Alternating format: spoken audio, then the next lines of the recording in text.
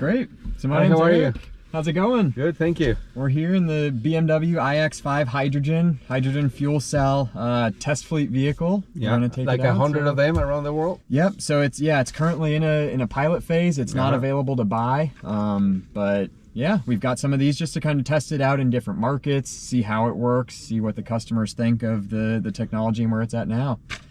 So we went through a lengthy deep dive there with all the technology, all the experts and all that. So basically the difference is that this is an electric car that is powered by hydrogen, not a battery like all the other electric cars, right? Exactly. And so driving it, you're going to feel no difference. It's going to be uneventful. It's going to feel like you're driving an electric X5.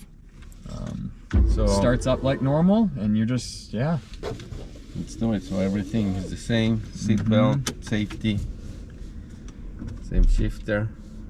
And here we go. Obviously quiet. The only noise is the AC. One benefit that is really cool about the hydrogen cars versus a battery electric car is we do have heat from exhaust generated from the hydrogen process where it's creating electricity. So a battery car in the winter is going to suffer. Your battery, your range is going to go way down. You're not going to see that dip in the hydrogen car.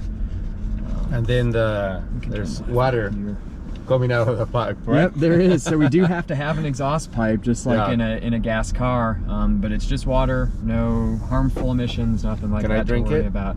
You could. I don't know that I would. There's some dirt back there. There's Jay Leno did. Yeah, I saw that. But yeah, it's otherwise it's going to drive just like your battery electric vehicle. So instant torque, obviously, like that.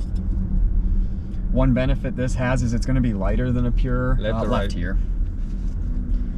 It's going to be lighter than a pure electric vehicle because the battery is not as heavy. Yeah, the battery is very small. It's only, if we were to just cut the hydrogen system out, you'd only get a couple miles of range out of the battery. Yeah. But it's enough that we can take the hydrogen gas, we can split the proton and the electron off of it using platinum, feed it to the motor, and keep that battery charged up so that it'll run. So as you said, they've been testing it around the world, different climates, different conditions and all that. It's been up in the North Pole, it's been in urban environments around Munich, and then we want to get it out into really just different locations to see how does the infrastructure need to be set up in this area, because that is one thing right now. The hydrogen infrastructure is not there, but it's coming.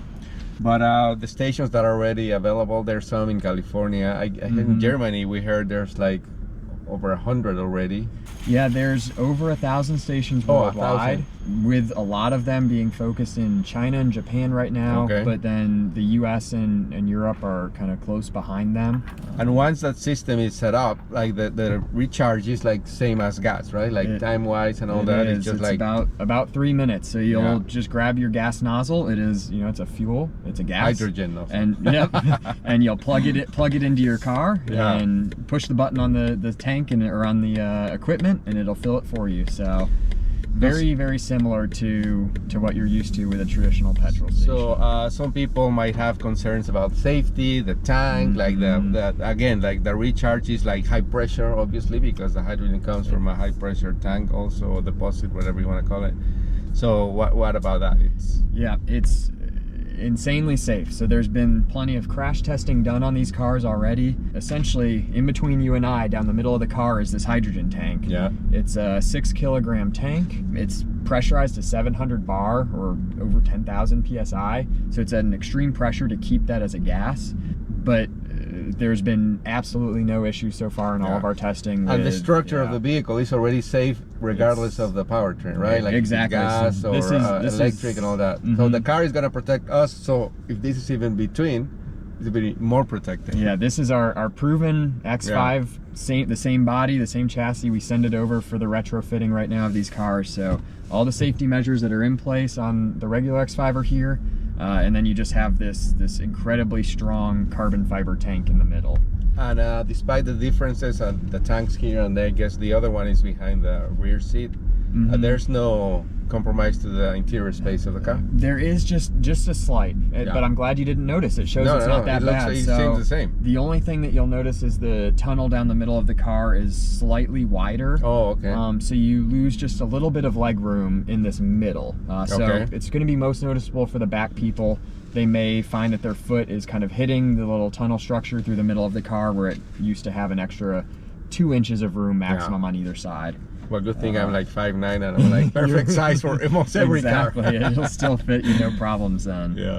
And then the cargo space, obviously, in the back cargo is space exactly is the same as the plug-in hybrid version of the X5. So the trunk floor sits a little bit higher than a gas X5 to make room for the battery. Exactly. But yeah, otherwise it's unaffected there. And there, I mean, obviously this is just a pilot car, but there's some cosmetic things like the blue in the shifter here, the wheels, all that. Oh yeah, we wanted to give it a little bit of spice, make sure people see it and make them want to ask questions, want to get some information. So in the future, when we roll these cars out at the end of the decade, you'll start seeing these on the road 2027, 2028 for kind of those first releases into the market. It'll be seen whether we actually have this much embellishment or not. Yeah. We'll turn left here at this light. But we kind of did the same thing with the rollout of electric cars, right? I know. There was a pilot phase where they had the test i3 vehicles, and then the i3 came, and you wanted it to look a little special, look different, make people ask questions. And then eventually all the cars will look the same, but at the beginning it's just like that. Exactly. So this is kind of just the earlier phase. There was the BMW Active E before the i3 came out, and this is kind of at that same level. So BMW has been experimenting with hydrogen for a long time, because I remember in 2009, maybe 8, at the LA Auto Show, that's where I saw it. Maybe it was in Europe too. They used to have a 7 Series hydrogen car, and I remember on the side of the car read something like, "We are ready when you are ready," meaning like we know the technology works, but like the infrastructure and everything else has to be ready too. Yep. Is that more or less the same, the good memory I have of that? It is. So about that time. What's interesting is that 7 Series hydrogen car was a totally different concept. Oh, okay. So that was actually a combustion engine vehicle. Oh, okay. They used liquid hydrogen, whereas this has gaseous hydrogen. Oh, okay. They used liquid hydrogen, filled the tank, and then they had a combustion engine that would power the car with that liquid hydrogen. It's very not energy efficient. We'll turn left here. Okay. And it's also incredibly difficult to store liquid hydrogen. It has to be very cold for it to stay in its liquid state. So it wouldn't work in natural normal conditions. Yep, exactly. But with this, it's super stable. You can fill the tank and that gas will stay in your tank. You don't have to worry about it dissipating into the atmosphere or anything like that.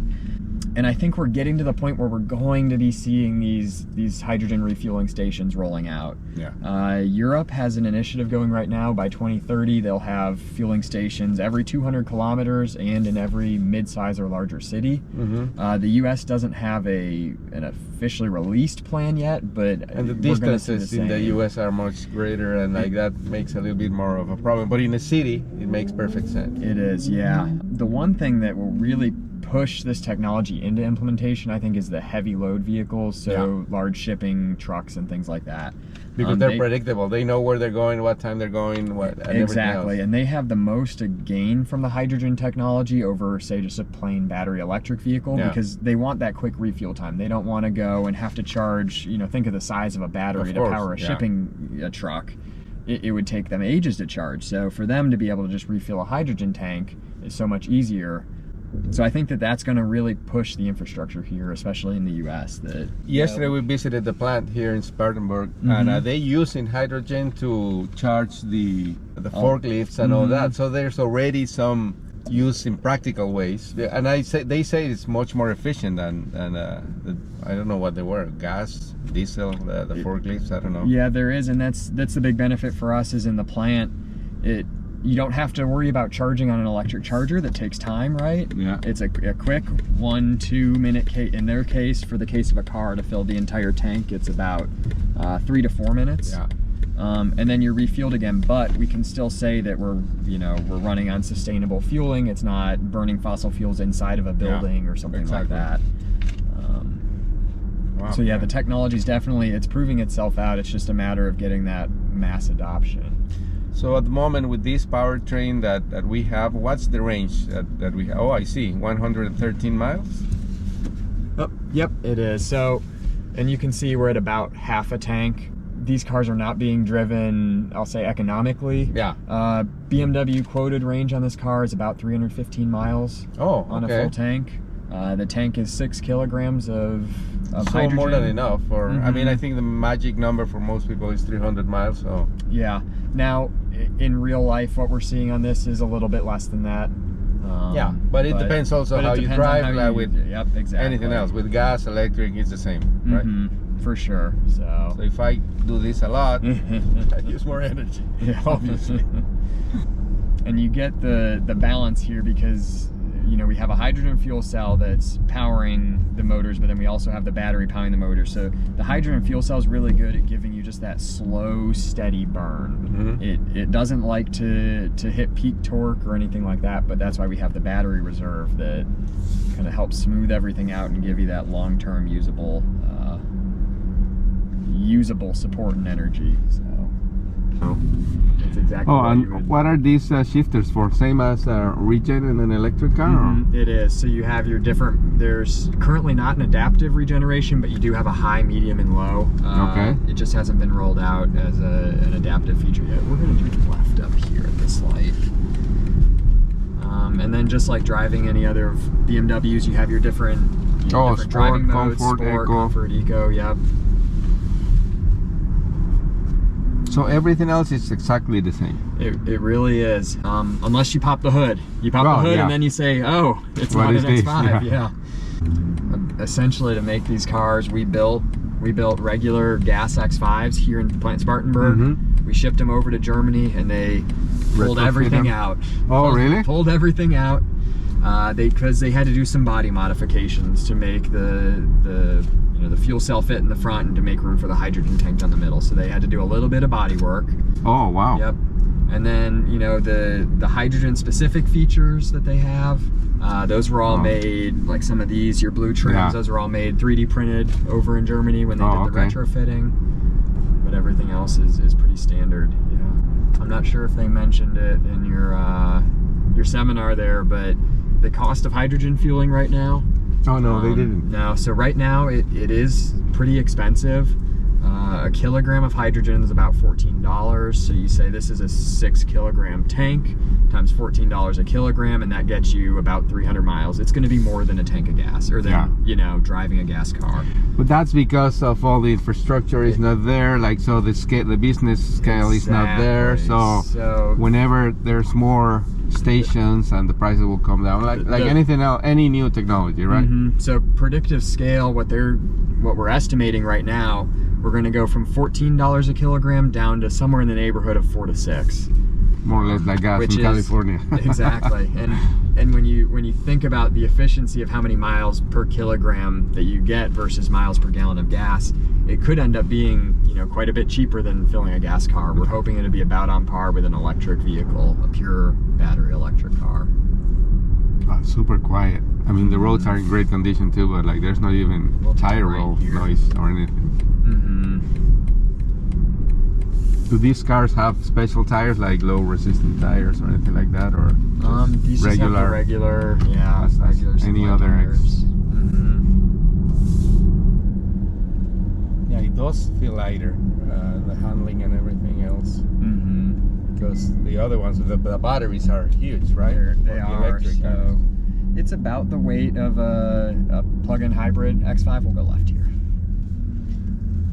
Just about the weight of a plug-in hybrid, which is 5,500 pounds or so. So here's some of the technical information. Obviously, I'm not going to read it because I'm driving, but all the data is here. One of the more important things, the experience is exactly the same as an electric car. Well, thank you for the ride. Very interesting, very exciting, and obviously the future is electric, so it depends how we're gonna get the energy. I think that's the question. Exactly. So it's electric either way, and we'll give the people options, and you'll be seeing these cars out on the road here in the next. Yeah, you say the end of the decade, which sounds very far away, but it's not really, right? It's about 2024, isn't it? So. I know. We're almost and there. then we'll go left here.